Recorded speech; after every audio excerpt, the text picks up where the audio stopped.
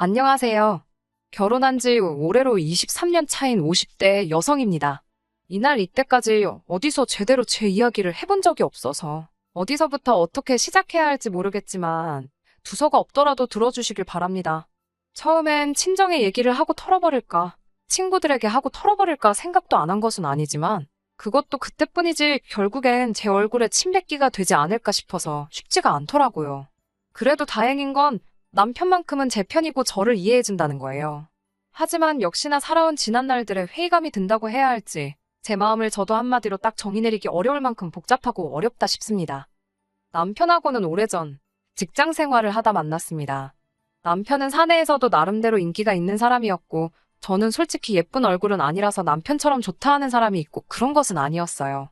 그런데 그렇게 같이 직장을 다닌 지 3년인가 되었을 무렵 남편이 저더러 만나보고 싶다고 하대요. 제 수더분한 성격하고 주변 사람들하고 두루두루 잘 지내는 게 보기가 좋았다면서요. 저는 생각지도 못한 남편의 말에 떨리기도 했고 부담스럽기도 해서 처음엔 남편을 밀어냈는데 그런데 남편이 2번이고 3번이고 다가오는 거예요. 그래서 남편이 저를 정말 좋아하는가 보다 싶어서 결국 사귀기 시작했고 사귄 지 1년도 안 돼서 시댁에 인사가고 그렇게 일사천리로 부부의 영까지 맺게 되었습니다. 남편은 4남매 중 둘째로 위로 형 하나 누나 하나 그리고 아래로 여동생 하나 그렇게 있었어요. 그런데 문제는 시부모님 자체가 재산도 없으시고 노후 준비도 안 되어 있으시다 보니 사남매가 십시일반 돈을 모아 시부모님 생활비를 대고 있었죠. 그렇다 보니 저랑 남편이 결혼할 때도 크게 뭐 도움을 주실 형편이 못 되었고요. 저도 이건 처음부터 알고 있었기 때문에 크게 마음을 쓰진 않았습니다. 신혼살림은 제가 살던 자취방에 남편이 자기 옷까지만 들고 와서 시작하게 되었고 차도 제가 처녀적부터 타던 차를 그대로 탔습니다. 시부모님께 받은 거라곤 금으로 된 상가락지가 전부였지만 괜찮았어요. 2분이 워낙에 저에게 미안해하셨고 고마워하셨거든요. 그래서 그 마음만으로도 충분히 위로가 되었달까요. 친정에서는 남자가 가진 것 없이 장가오는 것보다 여자가 아무것도 없이 시집가는 게 나중에 더 흠잡히기 좋다며 남편 쪽 형편과는 관계없이 돈으로 5천을 해주셨습니다. 지금이야 돈이라는 게 흔해져서 5천이 그렇게 큰 돈 같지 않지만 20여 년 전에는 절대로 적지 않은 돈이었어요. 그리고 그 일로 남편은 저희 부모님께 면목이 없다며 몇 번이나 머리를 숙였고 저희 부모님은 그런 소리 듣자고 준 돈이 아니라며 그저 당신들 딸인 저 마음고생은 시키지 말라고 하시대요. 그리고 실제로 남편 한 사람만 놓고 말하자면 제 마음고생을 시키는 일은 거의 없었어요. 술도 안 하지 담배도 안 피지 다른 여자에는 관심도 없지 오로지 일과 가정밖에 모르는 사람이었습니다. 하지만 그럼에도 불구하고 남편과 제 사이에서 큰 소리가 나는 경우가 종종 있었는데 그건 상황 자체가 시댁과 관련이 되어 있을 때였어요. 특히나 시부모님이 돌아가신 이후로는 일이 더 복잡해졌지요. 처음에 아버님이 돌아가셨을 때였습니다. 아버님은 매년 의례껏 하시던 건강검진에서 생각지도 못한 간암 판정을 받으시고 이후로 병세가 급격히 악화되어 6개월 만에 돌아가셨거든요. 그런데 그 6개월 동안 솔직히 자식이 많다고 해서 좋은 것도 아니라는 걸 제가 제 눈으로 똑똑히 보고 뼈저리게 깨달았습니다. 아들, 딸의 사위 며느리까지 하면 8이나 되었는데 누구 하나 선뜻 아버님을 모시고 병원에 가겠다 하는 사람이 없었으니까요. 그리고 부끄러운 이야기지만 저희 남편도 마찬가지였습니다. 물론 제 남편인 만큼 대변을 해보자면 그 시기에 남편이 다니던 회사가 상황이 좋지가 못했어요. 당사자의 의사와는 관계없이 회사에서 대규모 구조조정이 단행되기도 했고요. 저는 진작에 애들 육아로 인해 회사를 관두고 전업주부를 하고 있던 상황이었으니 한마디로 저희 애들까지 해서 3사람이 남편 하나만 바라보고 있던 상황이었지요. 그래서 남편은 휴가니 뭐니 그런 것들로 괜히 눈에 띄고 싶지 않다고 했고 그리고 저는 남편이 벌어다주는 돈으로 생활을 꾸리는 사람으로서 그런 남편에게 자식이 돼서는 어떻게 그럴 수 있니 엄니를 따지며 한마디로 자식된 도리를 하라는 그런 잣대를 들이댈 입장이 못 되었달까요. 그리고 사정이 그렇다 보니 남편의 형, 그러니까 아주버님네도 이해가 안 가는 것은 아니었습니다. 일단 아주버님네 경우 형님이 애를 데리고 해외에서 지내고 있었고 아주버님은 기러기 아빠였는데 기러기 아빠한테 솔직히 뭘 제가 기대했겠어요? 그렇다고 하나 있는 아들 공부 좀 시켜보겠다고 나간 형님더러 제가 뭐라고 들어와라 마라 할 상황도 못 되었고요. 그리고 그런 의미로 시동생에게도 기대치가 없었습니다.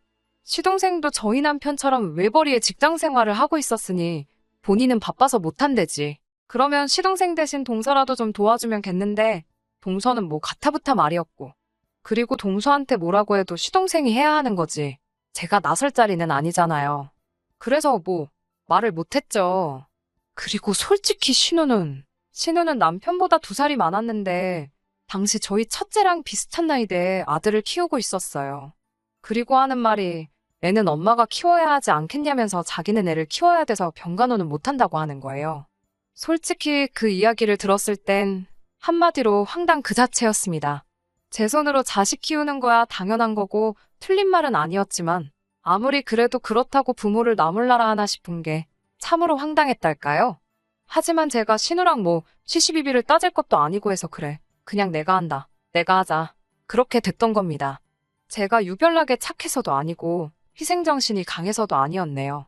말 그대로 아버님이 그래도 저를 애틋해 하셨고 저희 애들도 예뻐해 주셨고 그리고 그걸 떠나서라도 인간 대 인간으로 자식들이 나몰라라 하는 상황을 아시게 될까봐 그게 마음이 쓰였거든요. 그래서 그냥 제 스스로 후회 남지 않을 만큼만 하자는 생각으로 아버님을 챙겨드렸습니다. 하지만 제 정성이 부족했던 건지 결국 반년 만에 돌아가시대요. 그런데 아버님 돌아가신 이후에도 남편을 제외하고는 저한테 말이라도 고생했다 수고했다 하는 사람이 없었습니다. 그저 그 와중에 자기 앞으로 콩고물이라도 떨어질까 그 생각만 하는 눈치들이었어요. 뿐만 아니라 정작 어머님이 제사 이야기를 꺼내자 또 다시 약속이라도 한 듯이 조용해지는 걸 보고 있자니 정말 질리대요.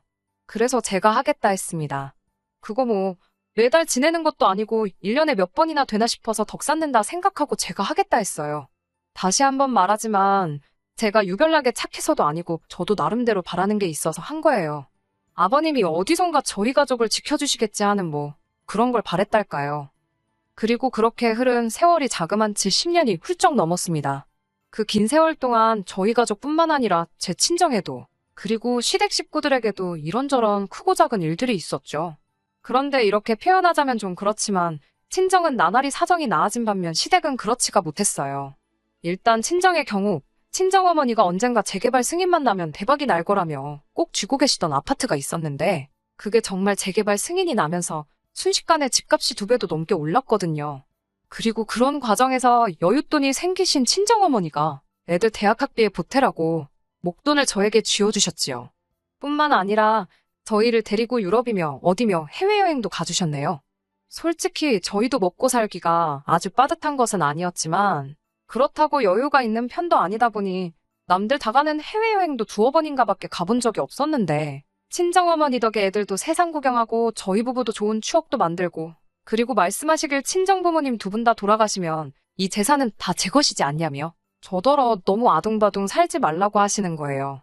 저 정말 맹세컨대 그 재산이 제 것이라 생각한 적 없습니다만 그래도 그 말씀이 힘이 되는 건 사실이었어요. 그런데 반면에 시댁은 아버님이 돌아가신 이후로 어쨌든 사남매의 사이가 그렇게 좋지는 않았던 게 사실이에요.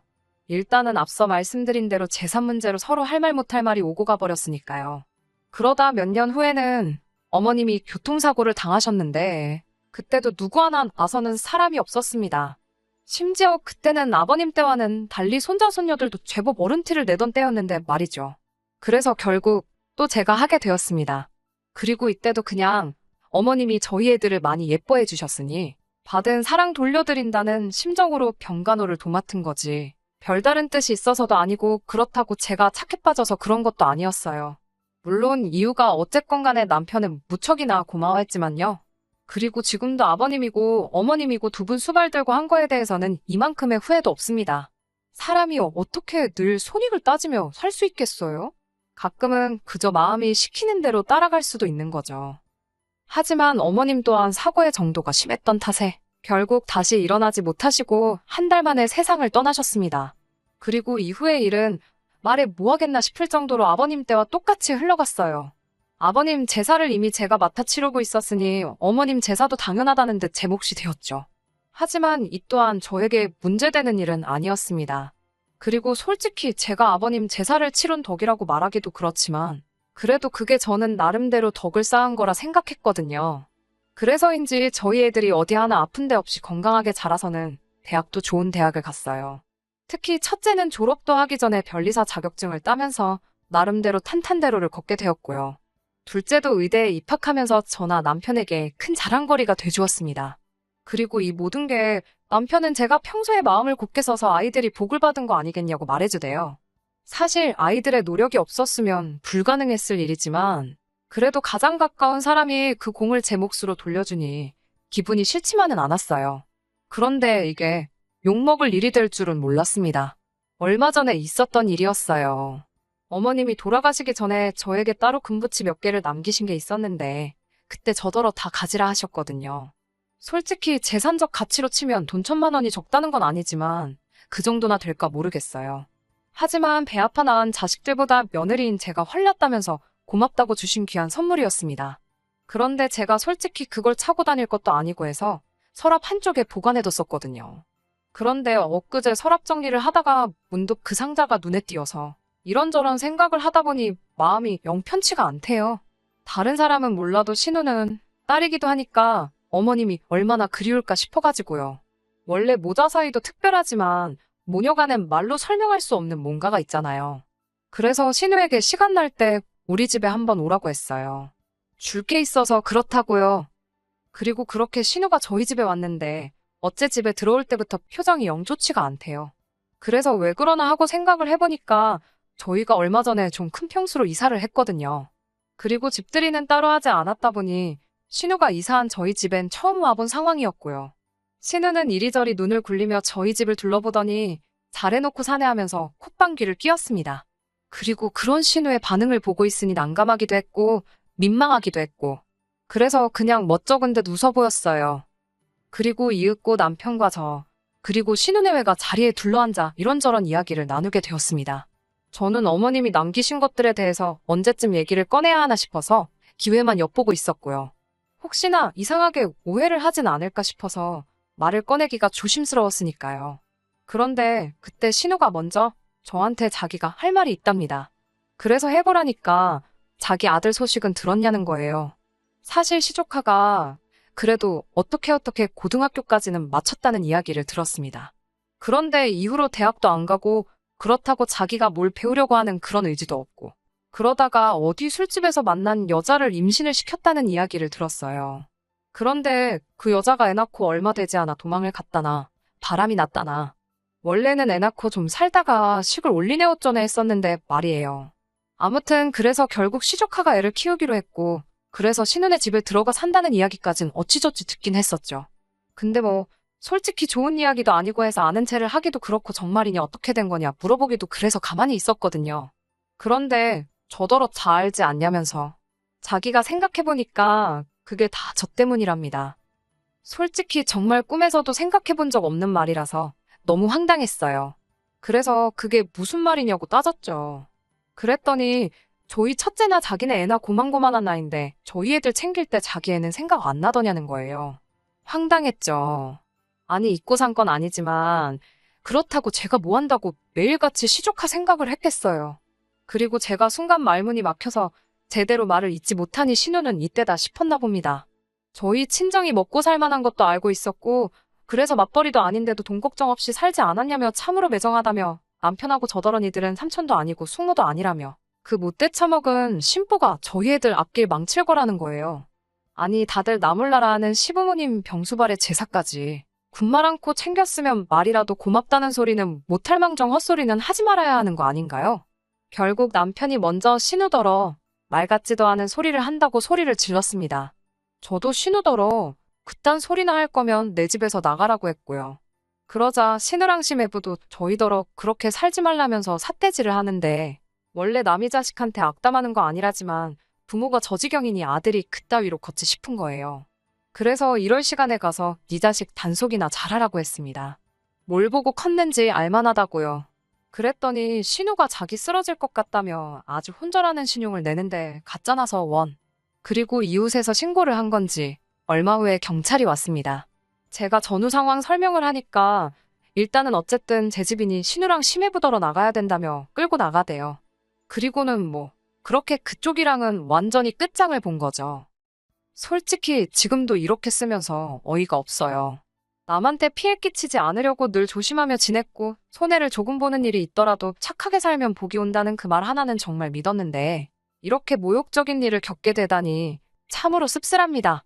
남편은 그날 이후로 저에게 미안해서 고개를 못 들겠다며 속상해하는데 그런 주눅든 남편의 모습도 참으로 보기가 괴로워요. 제가 정말 시조카 앞날을 망친 걸까요? 아니 살다 살다 자기 자식 잘못됐다고 외삼촌 외숙모를 탓하는 사람들은 처음 봅니다. 전에는 망나니 같은 시조카 때문에 신우가 고생이다 싶었는데 이제는 저런 부모 밑에서 자라서 망나니가 됐구나 싶어서 시조카가 불쌍하네요. 끝까지 들어주셔서 감사합니다. 오늘의 사연은 여기까지입니다.